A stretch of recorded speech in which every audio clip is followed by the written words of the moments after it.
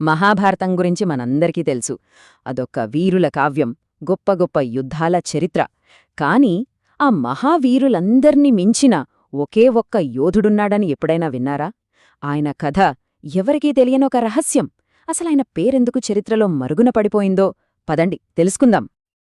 ఆ యోధుడు కురుక్షేత్రంలో జరిగిన ఆ భీకర యుద్ధాన్ని కేవలం ఒక్క నిమిషంలో ముగించగలనని ప్రకటించాడు. అవును, విన్నది నిజమే. Just 1 minute. ఆయన పేరే బర్బరీకుడు. అయితే ఇక్కడో ప్రశ్న వస్తుంది. అంతటి శక్తివంతుడైతే మరి ఆయన పేరేంటి మనకు పెద్దగా వినిపించలేదు? ఎందుకని ఆయన అంత ఫేమస్ అవ్వలేదు? అతని కథ వెనుక ఉన్న ఆ రహస్యమేంటి? ఈ ప్రశ్నలకే మనమిప్పుడు సమాధానం వెతకబోతున్నాం. సో ముందుగా పరిచయం చేసుకుందాం. ఈ బర్బరీకుడు ఎవరో కాదు, సాక్షాత్తు పాండవులలో ఒకరైన భీమసేనుడే మనవడు. మరి ఆయన కథ ఎలా మొదలైందో చూద్దాం. మనందరికీ భీముడి కొడుకు ఘటోత్కచుడు తెలుసు కదా. ఆ ఘటోత్కచుడి కుమారుడే ఈ బర్బరీకుడు. చిన్నప్పట్నుంచే చాలా తీవ్రమైన తపస్సు చేశాడట. దాని ఫలితంగా ఆయన్ని ఎవ్వరూ ఓడించలేని అద్భుతమైన శక్తులు, వరాలుగా లభించాయి. అయితే అతని బలమంతా ఎక్కడుందో దెల్సా? కేవలం 3 బాణాల్లో. అవును, 3 ప్రత్యేకమైన బాణాలు. వీటినే 3 బాణ్ అని పిలుస్తారు. ఈ బాణాల స్పెషాలిటీ ఏంటంటే చాలా సింపుల్ కాని చాలా పవర్ఫుల్. చూడండి, మొదటి బాణం ఏం చేస్తుందంటే తను నాశనం చెయ్యాలనుకున్న టార్గెట్స్ అన్నిటినీ మార్క్ చేస్తుంది. ఇక రెండో బాణం ఆ మార్క్ చేసిన ప్రతి దాన్ని ఎక్కడున్నా సరే నాశనం చేసేస్తుంది. మరి మూడో బాణం అది వెళ్ళి ఆ మొదటి 2 బాణాలను వెనక్కి అమ్ముల పొదిలోకి తీసుకొచ్చేస్తుంది. సింపుల్గా చెప్పాలంటే ఈ బాణాల నుంచి తప్పించుకోవడం ఇంపాసిబుల్. అంటే ఆలోచించండి, ఆయన ఒక్కడే ఒక పెద్ద సైన్యమన్నమాట. ఒక 1 మ్యాన్ ఆర్మీ. చెప్పాలంటే ఒక living weapon of mass destruction. లక్షల మందిని క్షణాల్లో మట్టిగరిపించగలడు.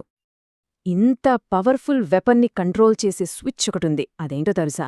ఆయన తన తల్లికిచ్చిన ఒక మాట, ఒక ప్రామిస్. ఆ ప్రామిస్ ఏంటంటే, నేనెప్పుడూ బలహీనంగా ఉన్న సైడ్ మాత్రమే ఫైట్ చేస్తాను. వినడానికి చాలా గొప్పగా ఉంది కదూ? న్యాయం కోసం నిలబడే మాటలా అనిపిస్తుంది. కానీ ఇక్కడే అసలు ట్విస్ట్ ఉంది.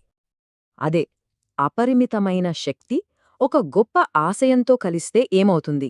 ఒక పారడాక్స్ క్రియేట్ అవుతుంది. బర్బరీకుడి మాట వల్ల జరగబోయే ఆ పెను వినాశనాన్ని శ్రీకృష్ణుడు ముందుగానే ఊహించాడు. ఓకే, ఇప్పుడు యుద్ధం సిచ్యువేషన్ చూద్దాం. పాండవుల వైపు 7 అక్షౌహిణుల సైన్యముంది. అంటే దాదాపుగా 15 లక్షల మంది. అదే కౌరవుల వైపైతే 11 అక్షౌహిణులు, అంటే 24 లక్షల మంది. సో క్లియర్గా పాండవులే వీకర్ సైడ్. బర్బరీకుడు తన ప్రామిస్ ప్రకారం ఎవరివైపు ఫైట్ చేయాలి? కరెక్ట్, పాండవుల వైపు. కాని ఇక్కడే అసలు చిక్కు వచ్చిపడింది. బర్బరీకుడు పాండవుల టీంలో జాయిన్ అయ్యాడనుకోండి, ఇంకేముంది, ఆయనొక్కడి శక్తితో పాండవుల సైన్యం ఇన్స్టెంట్గా స్ట్రాంగెస్ట్ అయిపోతుంది కదా.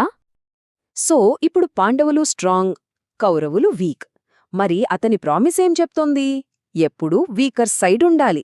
అంటే బర్బరీకుడు వెంటనే సైడ్ మార్చేసి ఇప్పుడు వీక్ అయిపోయిన కౌరవుల కోసం పోరాడాలి. ఆ తర్వాత ఏమవుతుంది? కౌరవులు స్ట్రాంగ్ అవుతారు, పాండవులు వీక్ అవుతారు, మళ్ళీ సైడ్ మారాలి. ఇదొక నెవర్ ఎండింగ్ సైకిల్. అటూ ఇటూ మారుతూ 2 సైన్యాలను తనే నాశనం చేస్తాడు. చివరికి యుద్ధభూమిలో బర్బరీకుడు ఒక్కడే మిగులుతాడు. ఇది ధర్మ విజయం కాదు, ఇది టోటల్ డిస్ట్రక్షన్. ఈ భయంకరమైన వినాశనాన్ని ఆపడం కోసం ఇక శ్రీకృష్ణుడే రంగంలోకి దిగాల్సి వచ్చింది. ఆయన ఒక బ్రాహ్మణుడి వేషంలో బర్బరీకుడి దగ్గరికి వెళ్లాడు. ఎందుకంటే అతని శక్తిని, అంతకంటే ముఖ్యంగా అతని వ్యక్తిత్వాన్ని పరీక్షించాలనుకున్నాడు.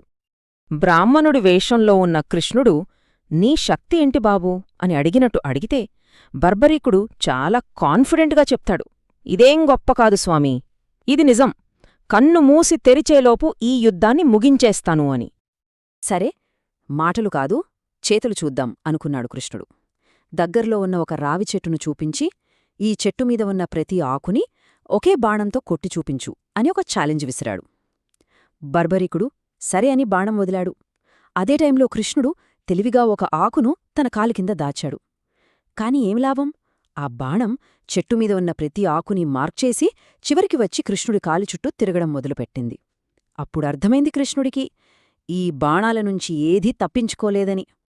బర్బరీకుడి పవరేంటో కన్ఫర్మ్ చేసుకున్నాక కృష్ణుడు తన అసలు రూపంలోకి వచ్చి అతని ప్రామిస్ వల్ల జరగబోయే అనర్థాన్ని మొత్తం వివరించాడు. ఆ తర్వాత ఆ యోధుడి ముందు ఒక చాలా చాలా కఠినమైన చాయిస్ని పెట్టాడు. అప్పుడు కృష్ణుడు బర్బరీకుడికి ధర్మమంటే అసలు అర్థమేంటో చెప్పాడు. నాయనా, నీ కర్తవ్యం యుద్ధం చేయటం కాదు, కొన్నిసార్లు అంతకంటే గొప్పదైన త్యాగం చేయటమే అసలైన ధర్మం అని బోధించాడు. మరి లోక కళ్యాణం కోసం కృష్ణుడు కోరిన ఆ త్యాగమేంటో తెలుసా? ఆ యుద్ధం ధర్మబద్ధంగా జరగాలంటే ఆనాటి వీరులందరిలోకెల్లా గొప్పవాడైన యోధుడి తలని బలిగా ఇవ్వాలి. ఆ యోధుడు బర్బరీకుడే. ఆ మాట వినగానే బర్బరీకుడు ఒక్క క్షణం కూడా ఆలోచించలేదు. ధర్మం కోసం తన ప్రాణత్యాగానికి సిద్ధపడ్డాడు. కాని దానికి ముందు ఒకే ఒక్క చివరి కోరిక కోరాడు కృష్ణుణ్ణి. ఆయన కోరిక ఏంటంటే జరగబోయే ఆ మహాభారత యుద్ధాన్ని ఆశాంతం చూడాలి, అంతే. కృష్ణుడు అతని నిస్వార్థానికి ముచ్చటపడి ఆ కోరికను తీర్చాడు. బర్బరీకుడి శిరస్సును సజీవంగా ఉంచి కురుక్షేత్రం మొత్తం కనిపించేలా ఒక కొండమీద పెట్టాడు.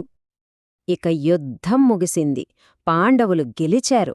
నేను గొప్పంటే నేను గొప్ప అని వాళ్లు వాదించుకుంటుంటే అప్పుడు అసలు నిజం చెప్పింది బర్బరీకుడి శిరస్సు. అదేంటంటే, నాకక్కడ యోధులెవరూ కనిపించలేదు, కేవలం ధర్మాన్ని నిలబెట్టడం కోసం తిరుగుతున్న శ్రీకృష్ణుడి సుదర్శన చక్రం మాత్రమే కనిపించింది అని. సో బర్బరీకుడి కథ మన ముందొక పెద్ద ప్రశ్నను ఉంచుతుంది. అసలైన బలమంటే ఏంటి? మన దగ్గరున్న శక్తిని వాడటమా, లేక ఒక మంచి కారణం కోసం దాన్ని త్యాగం చేయగలగడమా? ఆలోచించండి.